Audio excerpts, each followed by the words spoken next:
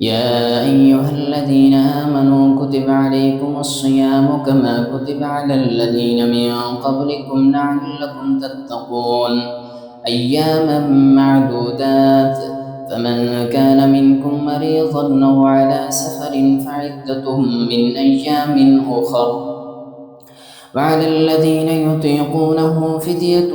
طعام مسكين فمن تطوع خيرا فهو خير له وأن تصوموا خير لكم إن كنتم تعلمون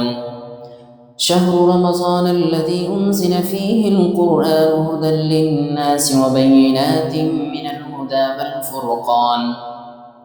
فمن شهد منكم الشهر فليصم ومن كان مريضا أو على سفر فعدة من أيام أخر يريد الله بكم اليسر ولا يريد بكم العسر ولتكملوا العدة ولتكبروا الله على ما هداكم ولعلكم تشكرون وإذا سألك عبادي عني فإني قريب أجيب دعوة الداعي إذا دعاني فليستجيبوا لي وليؤمنوا بي لعلهم يرشدون أحل لكم ليلة الصيام الرفث إلى نسائكم هن لباس لكم وأنتم لباس لهن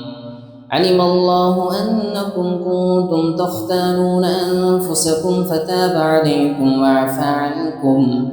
فالآن باشروهن وابتغوا ما كتب الله لكم وكلوا واشربوا حتى يتبين لكم الخيط الأبيض من الخيط الأسود من الفجر ثم أتموا الصيام إلى الليل ولا تباشروهن وأنتم عاكفون في المساجد تلك حدود الله فلا تقربوها كذلك يبين